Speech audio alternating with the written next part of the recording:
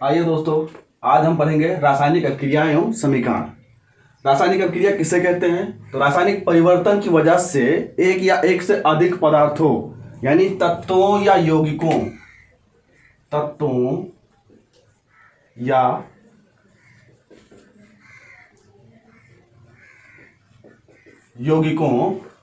में उपस्थित परमाणुओं के पुनर्गठन यानी फिर से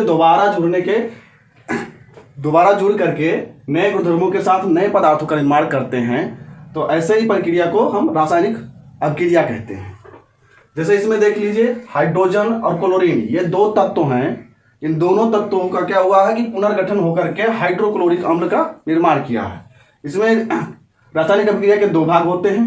पहला अभिकारक और उत्पाद, जिसमें रासायनिक परिवर्तन होता है, यानी हाइड्रोजन और क्लोरीन गैस में रासायनिक परिवर्तन होने के कारण हाइड्रोक्लोरिक अम्ल का निर्माण हुआ है। तो जिसमें रासायनिक परिवर्तन होगा उसे अभिकारक, और जो नया पदार्थ बनेगा उसे उत्पाद कहेंगे। यानी इसको हम कहेंगे अभिकारक और इसको उत्पाद।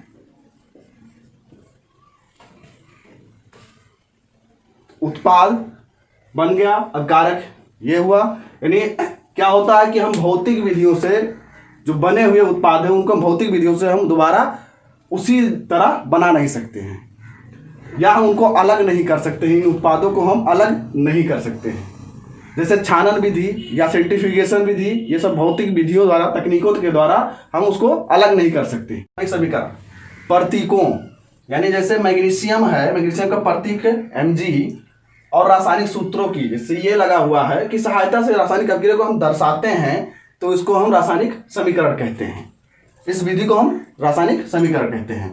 इस मैग्नीशियम और ऑक्सीजन को अगर हम शब्दों में लिखते हैं, उसके बाद मैग्नीशियम ऑक्साइड का निर्माण होता है, जो अगर इस तरह लिखते हैं तो इसको हम शब्द समीकरण कहते हैं। लेकिन जब प्रतीक का यूज करते हैं और रासायनिक सूत्रों का यूज करते हैं तो हम उसे रासायनिक समीकरण कहते हैं। ये देखते हैं संतुलित रासायनिक समीकरण।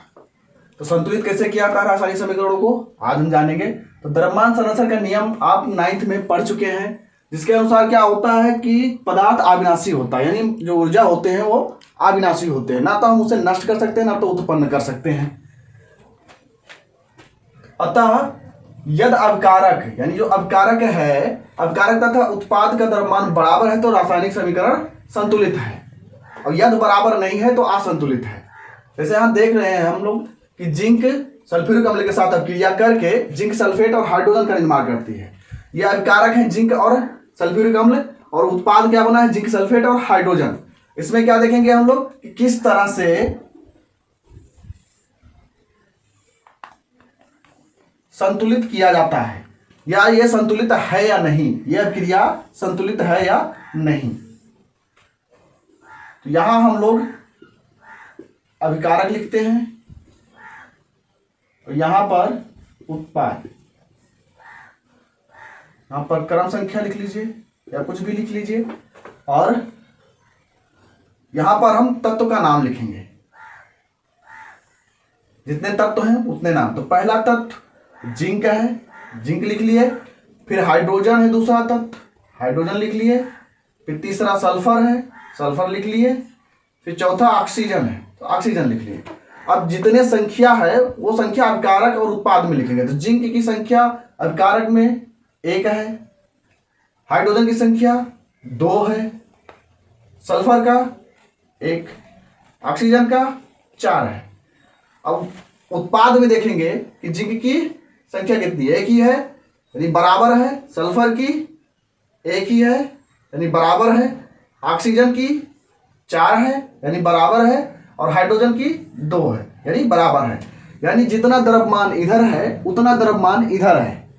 जो पदार्थ इधर है, यानी जो अभिकारक और उत्पाद दोनों के द्रव्यमानों की संख्या बराबर है, तो हम कह सकते हैं कि यह संतुलित अभिक्रिया है या संतुलित समीकरण है।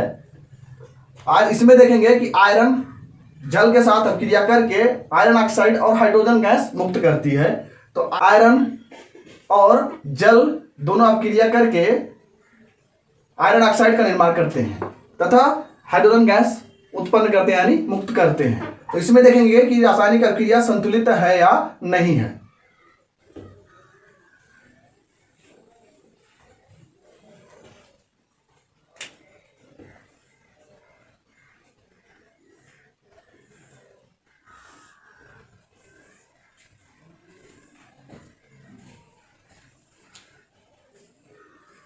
यहाँ लिख दे रहे हैं सीधे सीधे आयरन, यहाँ पर हाइड्रोजन है और फिर ऑक्सीजन है, यानी 3 ही तत्व है इधर।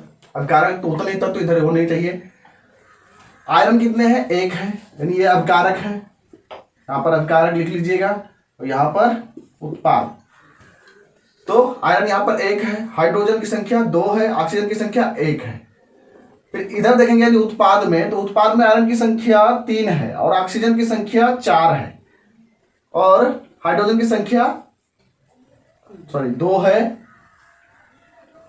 इसमें देखेंगे कि आयरन अपकारक में 1 ही है जबकि उत्पाद में 3 है, तो हम क्या करते हैं, इसको मल्टीप्लाई कर देते हैं और यहां पर क्या कर देते हैं, यहां पर मल्टीप्लाई कर देते हैं। लेकिन ये बराबर है, इसको मल्टीप्लाई पहले नहीं करेंगे। अब क्या करेंगे, गुणा करने के लिए पहले देखना पड़ता है कि क्या होता है क्या नहीं होता है।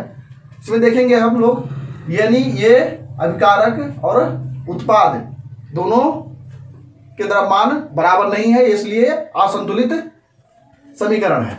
असंतुलित समीकरण को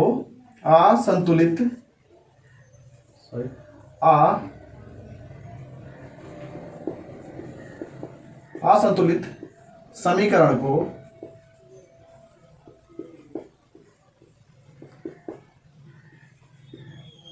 कंकाली या ढांचा समीकरण कहते हैं।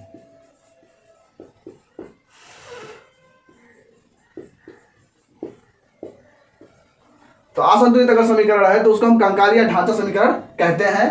और इसको हम लोग संतुलित कैसे करेंगे, तो इसमें गुणा कर देते हैं और इसमें यहां गुणा कर देते हैं, या बराबर है तो भी गुणा नहीं करेंगे। अब उसको हम यहाँ पर अपकारक में 3 से गुणा किए, यानी 3 यहाँ लिखेंगे और इसको हमेशा हम लोग ब्रैकेट में रखते हैं ताकि इसमें हम दोबारा नीचे इधर उधर ना लिख सकें, सबको ब्रैकेट में कर लिया जाएगा।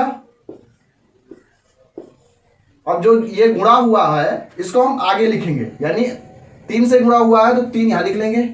इसमें कोई गुणा नहीं हुआ है, लेकिन इसमें हुआ है, 4 से ऑक्सीजन इसमें है, यानी 4 से यहाँ गुणा करेंगे। अब 4 से अगर यहाँ गुणा कर दिया कारक में तो हाइड्रोजन की संख्या ज्यादा होगी, यानी 4 से गुणा हो गया किसमें, हाइड्रोजन में, तो यहां भी 4 से गुणा करना पड़ेगा, तो यहां भी 4 लिखना पड़ेगा।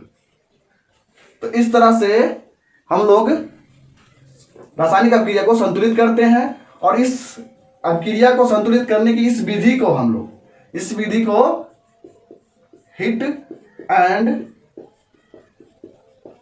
ट्रायल विधि कहते हैं। तो रासायनिक अपक्रिया को इस विधि से अगर हम संतुलित कर रहे हैं तो उसे हम हिट एंड ट्रायल विधि कहते हैं। भावा कि नहीं पता चले कि हो ना करे, फिर हिल जाए तो फिर वो दिक्कत। तो अब हम लोग देखेंगे रासायनिक अपक्रियाओं के प्रकार। तो रासायनिक अपक्रिया 5 प्रकार के होते हैं: संयोजन अपक्रिया, वियोजन अपक्रिया, विस्थापन अपक्रिया, द्विविस्थापन अपक्रिया और उपचयन और अपचयन। तो इन पांचों में से सबसे पहले देखेंगे संयोजन अपक्रिया। तो संयोजन अपक्रिया यानी योगात्मक अपक्रिया या संश्लेषण अपक्रिया। ठीक, तो इसमें क्या होता है कि 2 या 2 से अधिक अपकारक तत्वों चाहे यौगिक हो मिल करके केवल एक उत्पाद का निर्माण करते हैं, उस अपक्रिया को हम संयोजन अपक्रिया कहते हैं। जैसे यहाँ पर देख लीजिए, कैल्शियम ऑक्साइड जल के साथ अपक्रिया करके कैल्शियम हाइड्रोक्साइड का निर्माण करती है तथा ऊष्मा भी उसमें से निकलता है। ये क्या होता है कि कैल्शियम ऑक्साइड चूना होता है। जब हम पेंट करने के लिए कोई चीज पेंट करना रहता है दीवार वाल, तो जब लेके आते हैं हम लोग चूना, तो उसमें क्या मिलाते हैं, पानी, और वो बन जाता है कैल्शियम हाइड्रोक्साइड, जिसमें से क्या होते हैं, बुलबुले निकलने लगते हैं जब पानी मिलाया जाता है, और वो ऊष्मा कह जाता है। जब हम उसे छुएंगे तो हम जल जाएंगे। क्या होता है कि कैल्शियम हाइड्रोक्साइड को जब हम लोग लेप लगा देते हैं दीवार पर, तो ये कैल्शियम हाइड्रोक्साइड कार्बन डाइऑक्साइड से अपक्रिया कर लेता है और कैल्शियम कार्बोनेट का निर्माण करता है प्लस जल का निर्माण करता है। कैल्शियम हाइड्रोक्साइड धीरे धीरे क्या करता है कि कार्बन डाइऑक्साइड के साथ अपक्रिया करता है और कैल्शियम कार्बोनेट का निर्माण कर लेता है, जिससे दीवार चमकीली नजर आने लगती है और जल वाष्प बन के निकल जाता है। दूसरा एग्जाम्पल है कार्बन और ऑक्सीजन। ये 2 तत्व हैं, दोनों ऑक्सीजन और कार्बन मिल करके कार्बन डाइऑक्साइड का निर्माण करते हैं और ऊष्मा निकालते हैं। तो तीसरा एग्जाम्पल हाइड्रोजन तत्व और ऑक्सीजन तत्व मिल करके जल का निर्माण करते हैं। इस तरह अपक्रिया को हम संयोजन अपक्रिया कहते हैं। ऊष्माक्षेपी अपक्रिया, संयोजन अपक्रिया के अंतर्गत आता है ऊष्माक्षेपी अपक्रिया। तो जिन अपक्रियाओं में उत्पाद के साथ साथ ऊर्जा या ऊष्मा का उत्पादन हो यानी उत्पन्न होती हो तो उसे हम ऊष्माक्षेपी अपक्रिया कहते हैं। जैसे यहाँ पर ऊष्मा निकल रहा है, यहाँ भी ऊष्मा निकल रहा है, और यहाँ पर देखेंगे एग्जाम्पल में तो जब ग्लूकोज ऑक्सीजन के साथ अपक्रिया करता है तो कार्बन डाइऑक्साइड और जल और ऊर्जा का निर्माण करता है।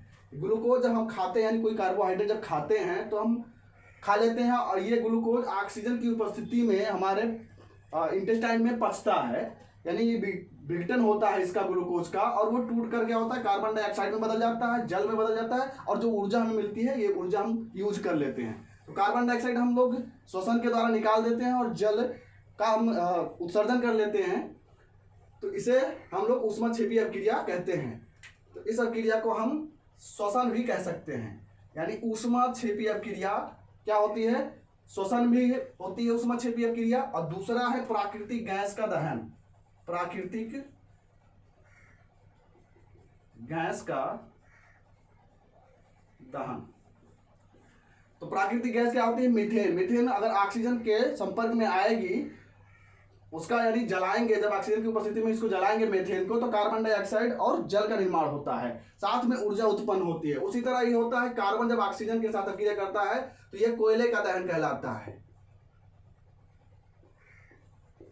कोयले का दहन।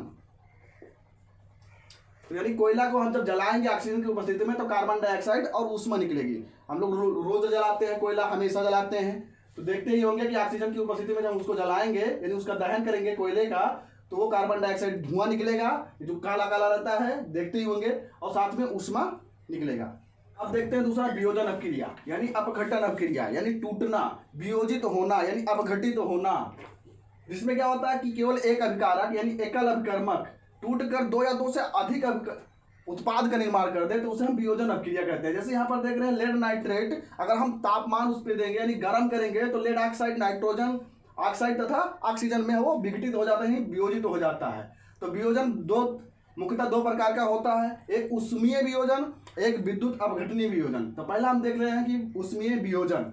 ऊष्मीय वियोजन में क्या होता है कि जब यौगिक को हम गर्म करने पर, जब यौगिक को हम गर्म करते हैं तो उसमें क्या होता है कि दो या दो से अधिक अणुओं में विभाजित हो जाता है, और उसे ऊष्मीय वियोजन हम कहते हैं। जैसे यहाँ पर देख रहे हैं कि फेरस सल्फेट, जो फेरस सल्फेट है, अगर उसमें हम ऊष्मा दे रहे हैं तो फेरस ऑक्साइड और सल्फर डाइऑक्साइड तथा सल्फर ट्राइऑक्साइड का निर्माण होता है, यानी तीन उत्पाद बनते हैं एक अभिकारक से। यहाँ पर भी देख लीजिए दूसरा उदाहरण क्या है कि कैल्शियम कार्बोनेट।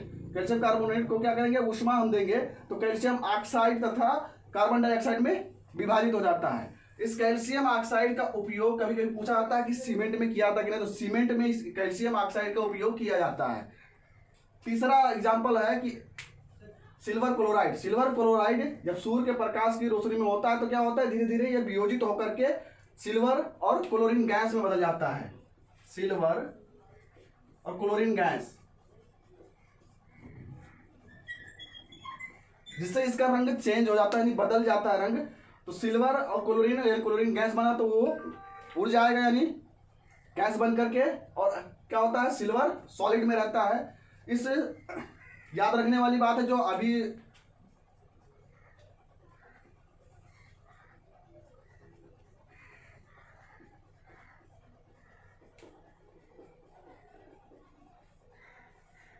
इसका प्रयोग सिल्वर क्लोराइड का प्रयोग श्याम श्वेत फोटोग्राफी में किया जाता है। यह एक बार बोर्ड एग्जाम में पूछा जा चुका है। देखते हैं उसमें वियोजन देख चुके हैं। तो दूसरा विद्युत अपघटनीय वियोजन, इसमें देख लीजिए किसी विद्युत अपघट पदार्थ के जलीय विलयन में जब हम विद्युत धारा प्रवाहित करेंगे तो वो धनायन या ऋणायन में वियोजित हो जाते हैं, तो उन्हें हम विद्युत अपघटनीय वियोजन कहते हैं। जैसे सोडियम क्लोराइड, यानी एक लवण लेंगे सोडियम क्लोराइड का, जिसको हम क्या करेंगे इसमें विद्युत धारा प्रवाहित करेंगे तो सोडियम और क्लोरीन में ये टूट जाते हैं। तो इस तरह के अपक्रिया को विद्युत अपघटनीय वियोजन हम कहते हैं। आगे देखते हैं ऊष्माशोषी अपक्रिया। ऊष्माशोषी जिन अपक्रियाओं में ऐसे अपक्रिया जिसमें ऊष्मा क्या हो, अवशोषण हो, यानी ऊष्मा के बिना वो अपक्रिया ना हो पाए, जिसमें ऊष्मा हम लोग दिया जाए तो उन्हें हम कहते हैं ऊष्माशोषी अपक्रिया। इसमें देख लीजिए जैसे एग्जांपल में कि कार्बन डाइऑक्साइड जल के साथ अपक्रिया करके सूर्य के प्रकाश की उपस्थिति में क्लोरोफिल में ग्लूकोज और ऑक्सीजन और जल का निर्माण करते हैं। यानी ये है प्रकाश संश्लेषण, एग्जाम्पल के रूप में प्रकाश संश्लेषण, ये फोटोसिंथेसिस, जो कि पेड़ के पत्तों में होता है। उसमें क्या होता है कि क्लोरोफिल उसमें मौजूद रहता है। क्या होता है कि कार्बन डाइऑक्साइड वायुमंडल से उसमें जाता है, जो रंध्र के द्वारा उसमें जाता है, रंध्र के द्वारा कार्बन डाइऑक्साइड जाता है इसमें क्लोरोफिल तक, और जड़ से पहुंचते हैं जाइलम के द्वारा, और सूर्य का प्रकाश की उपस्थिति में वो ग्लूकोज का निर्माण करते हैं और ऑक्सीजन का निर्माण करते हैं और जल का निर्माण करते हैं, जिसमें ऑक्सीजन हम लोग श्वसन के लिए यूज करते हैं। तो ये एग्जाम्पल याद रखना, प्रकाश संश्लेषण, जिसमें क्या होता है ऊष्मा शोषित क्रिया। और सभी एग्जाम्पल आप लिख सकते हैं जिसमें क्या होता है ऊष्मा का अवशोषण होता है। जैसे बिना ऊष्मा दिए ये टूटेगा नहीं, फेरस सल्फेट, इसमें ताप देंगे या इसमें ऊष्मा देंगे या सूर्य का प्रकाश, यानी बिना ऊष्मा के ये वियोजन अभिक्रिया नहीं होता, तो उसे हम ऊष्मा शोषित क्रिया भी कह सकते हैं या ऊष्मा शोषित क्रिया कहते हैं। यदि आपको वीडियो पसंद आया है, अच्छा लगा है, तो लाइक करें, शेयर करें और सब्सक्राइब तो जरूर करें, और नोटिफिकेशन वाला जो बेल आइकन है उसको जरूर क्लिक करें ताकि आपको अगला वीडियो मिल सके।